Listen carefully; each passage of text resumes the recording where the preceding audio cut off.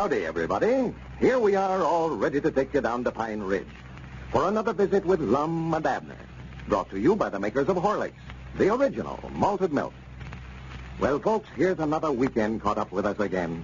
Don't they roll around, though? How many of you radio listeners, by the way, are planning parties this weekend at your home? Quite a few of you, I'm sure.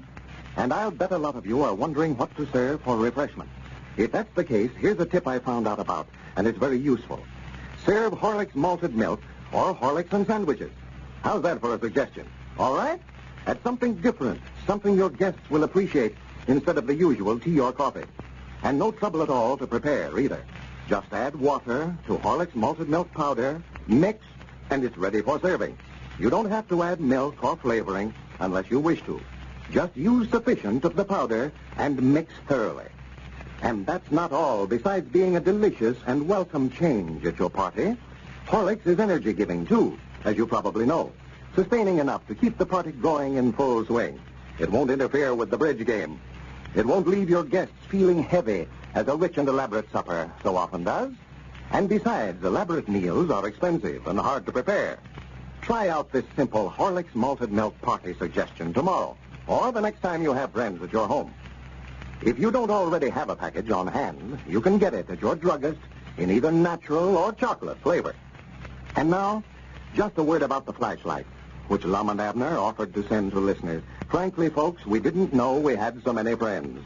And the number of requests for flashlights was so great that they cannot be made fast enough to send out promptly. But, of course, everybody who ordered one will get his flashlight. Not right away, but just as soon as is humanly possible. We know that you'll bear with us in this matter. And when you finally do get your flashlight, we know that you'll be delighted with it. And now, let's see what's happening down in Pine Ridge. Well, Abner has done some very foolish things since he's been elevated to the office of president of the Jot Em Down store. But yesterday he capped the climax by buying 10 cases of soap from a traveling salesman and paying $25 in advance on the order. As we look in on Pine Ridge today, we find Lum and Abner down at the store. Evidently, Lum doesn't approve of Abner's recent investment. Listen. Very ideas. As much soap as we've got on hand here, and you pitch in and buy 10 more cases. Yeah, but we ain't got nothing like that World Wonder. That's the outdoing stuff I ever seen in the way of soap. Wouldn't surprise me none if that fella don't just put that $25 in his pockets, and we never will get no soap at all. Well, now, they better send it. I'll make them send us that $25 back. I got a receipt from it. Oh, you did? Why, of course I did. You don't think I'd just turn that money over to him without even giving me some kind of a showing for it, do you? I didn't know. Anybody that's goose enough to buy something like that from somebody that never heard of before, I might not believe anything about. Yeah, well, I got the receipt right here in my pocket. That's just the trouble. You don't give me credit for knowing how to run this business. Let's see the receipt. You better put it up before you lose it. Well, let's see. Where did I put that thing? I might not bet. I put it here in my hip pocket with my watch here. For goodness sake. You've got more junk there in your pockets than some 10-year-old young'un. You ought to get some marbles and tops to mix there with it. Here it is. Yeah, I know what I had it here.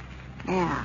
Your account is past due. Please send it. No, wait a minute. That ain't it. That's something else here. Yeah, this must be it right here. Yeah, here it is. Let's see. Received of Mr. Peabody, $25. Yeah, I made him give me that. Well, yeah, but there ain't no name signed to it. Huh? He give you a receipt, all right, but he never signed no name to it. That ain't worth the paper it's wrote on. Well, I'll be that blank. Yeah, that's fine business, Abner. Give a perfect stranger $25 and not even notice where he signed his name to the receipt or not. Yeah, well, I'll just write the company and ask them who their drummer is down this territory. I'll find out his name all right that way.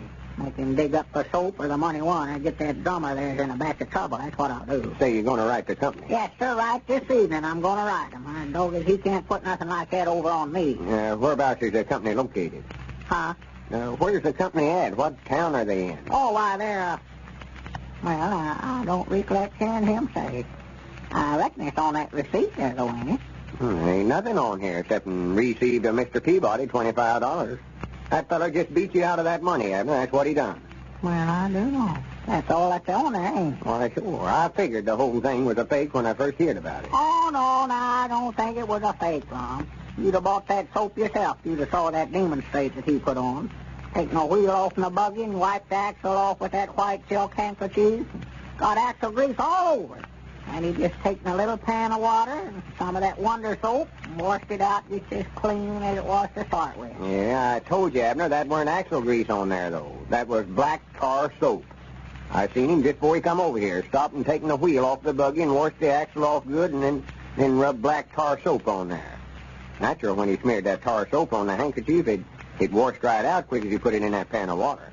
Well, it looked like axle grease to me. Why, sure he did. That's just what he aimed for it to look like. Now, bound you, he just goes from town to town pulling that same stunt. Yeah, well, I wasn't the only one that got fooled. Grandpappy Spears and Cedric stood right out there in front and seen that demonstrate, and they both wanted to buy some of it. Oh, yeah, Grandpap stood me up and down, and it weren't no fake. Even after me telling him I seen the drummer putting the tar soap on the axle with my own eyes, he still wouldn't believe it. Why, no, he was over at the place last night wanting me to let him have part of the territory on it. Part of the territory? Yeah, well, see, that fella, he give me the exclusive rights for this whole territory. If he'd give you something for that $25, you'd have been a heap better off, though. Dog, I'm just a good notion to let old Grandpap have a half-inch on it.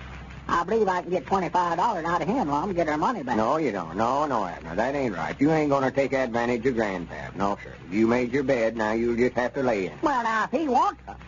Huh? I said you made your bed, now you can just lay in it. Well, what's me laying up in bed got to do with this soap deal? Never said nothing about you laying up in bed. I said you made your bed, now... I never made my bed, though. Elizabeth always makes up the beds over at our place. That ain't the kind of bed I'm talking about, Well, Abner. that's the only kind of bed we got, Lum, except the folding bed there in the parlor, and we ain't used that, and I don't know For when. goodness sake, Abner, you can't get nothing straight in your head. Well, you mean just because that feller maybe beat me out of $25 an hour to go to bed for a while? No, I ain't talking about you going to bed. I was just using that old Eddard saying. You made your bed, now you've got to lay in it. Well, I just won't do it. I won't do it. I ain't got no use for a fella that'll lay around in bed all day. I told you that ain't the kind of bed I'm talking about, though. You ain't talking about flower beds, are you? No, of course I ain't. Well, we got some flower beds out there in the yard, but no, Elizabeth won't even let the dog lay in them, much less... If you don't shut up, I'm going to fix you to where you'll have to lay in bed. Now, just hush up about it. You're the tryingest feller on a body's patience I ever seen in my life. Yeah, you're just mad 'cause I won't do what you want me to. Think I'm going to lay around in bed all the time just 'cause you said Wait a minute, there comes Squire Skimp. Let me get out of here. I don't even want to talk to him. Oh, for goodness sake, reckon what he won't know. I don't know, but if he tries to say anything, don't even listen to it. No, I just stuffed my hands in my ears.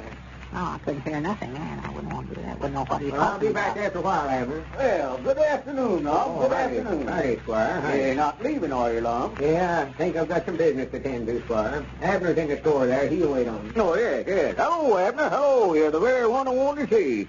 Howdy, Squire. What can I do for you? Why, I want to have a little talk with you, Abner. Yeah, sit down. Yes, thank you. What I come over to see you about, Abner, Grandpappy Spears was telling me that you bought some soap down here yesterday. World Wonder soap, I believe he called it. Said it had anything beat that he'd ever seen. Yeah, well, Grandpap was down here when the fella demonstrated to me. Mm-hmm. He was telling me about it. Said the feller took a white handkerchief out of his pocket and smeared axle grease all over it and then took that soap and washed the stains right out of it. Well, he claimed it was axle grease. And I understand that you've got the exclusive rights for this territory, Abner. Well, he told me I did. I reckon I have. Well, now, Abner, I was just sitting over there at the place thinking a while ago, you and Lum has got this store here, and that occupies all your time. I'm sort of looking around myself for some kind of a little business to get into now. The real estate game ain't very lively right now. I was just thinking that maybe if I offered you a little profit on the deal, that you might be willing to turn that agency, the exclusive rights on that soap, over to me. No, I reckon not, Squire. Better not sell it to nobody, I reckon. It might not turn out so well, and then they'd want to hold me responsible. Well, now, I'll never hold you responsible, Abner, if I come over here and bought it with my own free will and accord. Yeah, but now that soap might not be no count tall, Squire. Well, I'm willing to take them chances, Abner, after what Grandpappy said. I believe I can take the agency for that soap and make a good living out of it. Well, I don't know. I've got my doubts about it. Well, now, before I left the office over there, I sort of drawed up a little agreement here, Abner. You might look it over anyway. Now, there ain't a thing in it that'll bind you in any way. Says to whom it may concern. Oh, one of them things, huh? For the sum of $50 cash, I do hereby agree to turn over to M.K. Skimp the exclusive rights on the World Wonder Soap for the Pine Ridge Territory. Signed. Then you can sign your name right down there. Did I understand you to say $50? Well, now, yes, but now that's just the figure I set down there, Abner. How does $75 sound to you? 75? Well, I'll tell you what I'll do, Abner. I'll make that an even $100, but now that's just as high as I'm going to go. Well, now, Squire, if you're just bound and determined to buy that, I'm going to let you have it. Give me $100. I know that I'll sign it. But I'm telling you right now, Squire, you're going to have to start making your own beds if you lay in them. And to think there are some who've been criticizing the business ability of the new president. And now, let's go on over to the Barclay home. The young Barclay, son and heir, is making this dinner far from peaceful. Well, can you beat that, Alice? Yes, he's gone. Why, he just stomped away from dinner and right up those stairs. I sort of like it. That's the spirit that'll make him a great man. You have to get angry once in a while to be great. However, Alice, you shouldn't fuss at him so to make him eat when he says he isn't hungry. But just look at that plate, hardly touched. Oh, don't worry about it. He just left his dinner, so he'll be sure to be hungry for breakfast. John, you know Ralph needs that food to grow. Well, if he needs it, he'll come and get it. Say, does Ralph eat anything between meals? Why, he does when he's hungry. This afternoon he had some cookies. Then I remember I gave him a dime. Of course he may have gotten some candy. Gosh, Alice, you can't fill up even a 10-gallon boy like Ralph twice in 3 hours. You ought to make him leave out the eating between meals for the good of his stomach. But he was genuinely hungry this afternoon. He plunges into everything so hard. He needs to eat in the middle of the afternoon to get more energy. Say, I know something that'll shoot him full of energy. One of the fellows down at the office passed them around several afternoons. Not candy. Oh, no. Horlicks malted milk tablets. Horlicks. Why, we fed Horlicks powder to Ralph when he was a baby. Sure. And Horlicks tablets would be just as easy for his stomach to handle now. They satisfy hunger. And because they digest so easily, they actually help the appetite. I see. Well, that's an idea. I'll give that boy some Horlicks tablets tomorrow. Have your children take Horlicks malted milk tablets with them to school. Carry some yourself. When those dull times come in the day, when your pep is exhausted, dissolve a couple in your mouth. You'll feel the difference right away, because the nourishment of all the rich, full cream milk in Horlicks turns into quick energy. You can get Horlicks malted milk tablets in handy trial flasks for 10 cents, or in larger sizes if desired. This is Carlton Bricker, speaking for Lum and Abner and Horlicks, who bid you all good night and good health.